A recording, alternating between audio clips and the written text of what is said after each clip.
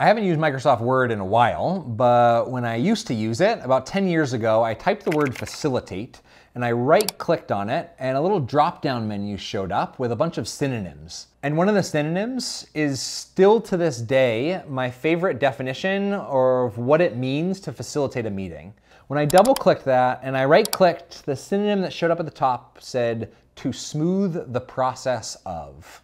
And I loved that idea. In this video, I'm going to share 3 stories of my own experience as a professional facilitator, which my mom is still trying to figure out what that means. I'm going to share 3 stories that will help you understand what it means to facilitate a meeting. I get to work with some of the top universities and organizations on the planet, working with some really brilliant educators and leaders, helping them to facilitate really powerful meetings. And so I'm going to share in this video 3 strategies that you can pick up to be a better facilitator, to make magic happen and stop wasting time in terrible, boring meetings. Let's get into it.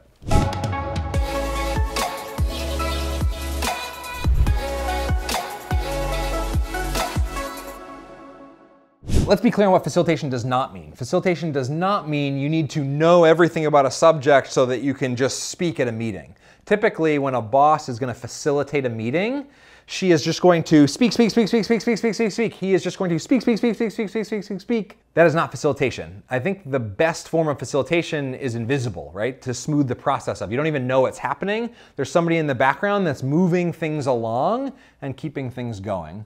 Now, I used to work with this organization called World in Conversation, and my job was to sit in a circle of 8 to 10 human beings and talk about really uncomfortable subjects, really soft, fluffy things like long-term conflict, race relations, politics, religion, etc., with no agenda other than to build bridges. And my job was to facilitate those conversations with one other person that didn't look like me. Because in a conversation about race relations, having 2 white guys lead a dialogue isn't necessarily a great way to keep a neutral perspective.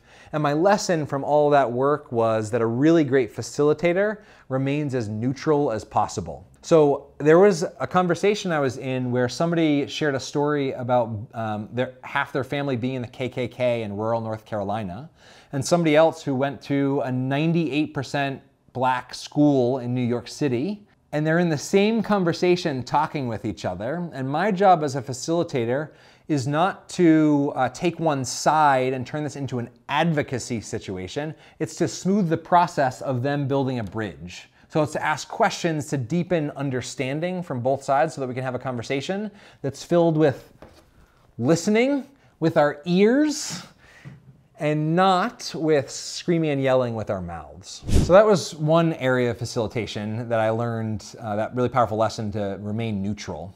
The second situation was I was working at Team and Leadership Development Center at Penn State University, facilitating this half-day team building program for a corporate group that came in. It was a credit union, and I had them doing this problem-solving exercise where they had to build this device and blah, blah, blah, blah, blah. And at the end of because the whole point of experiential learning or experiential facilitation is to smooth the process of the group working through a problem to figure out how they work so they can do it better, in my opinion.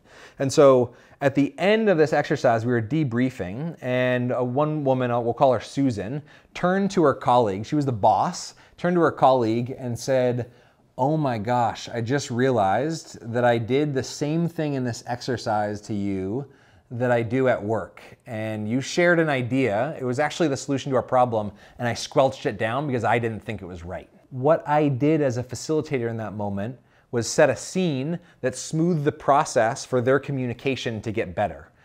Right? That dynamic may have gone on for months and months and years until this person eventually quit.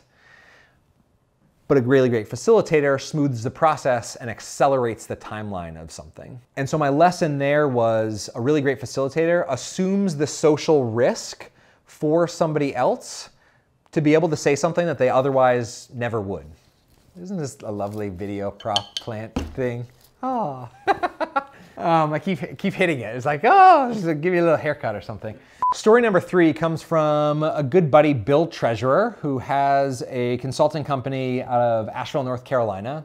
And he introduced this idea that he does with clients that I love. He will lead a workshop or give a keynote or something, and he'll come back afterward and deliver what he calls momentum meetings. And I love that concept because, you know, a keynote or watching a video like this, any type of learning, any type of impact or change doesn't matter at all if you experience it and you're like, oh, that was cool, and then you just go back to business as usual, right? The point is to actually, as a facilitator, to create some change, to smooth the process of, to smooth the progression of a client meeting some sort of goals. And so my lesson from this idea of momentum meetings is that a really great facilitator is also a momentum manager. There's somebody that's paying attention to how fast the meeting's going, or how slow it's going, or how off track it is, or how high the energy or how low the energy is. They are a momentum manager. And the more that you can remain neutral, the more that you can assume social risk for others, and the more that you can be a momentum manager, the better a facilitator you will be. If you like this video, you'll love the tools that live in this connection toolkit that I've created.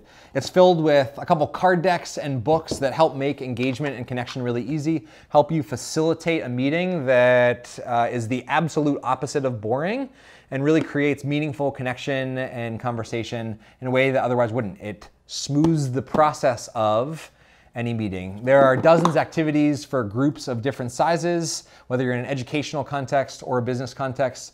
You'll really love it. This box does, believe it or not, actually cost money to produce, and so we sell it. Blah, mind-blowing. But also below, I think information should be free, and so we have a bunch of free resources linked that you can access a free digital version of the decks and excerpts from our books as well. And if you want to get it shipped to you, you can find it on Amazon or on our store in the links below. I'm Chad Littlefield. This was lovely hanging out in cyberspace. Have an awesome day.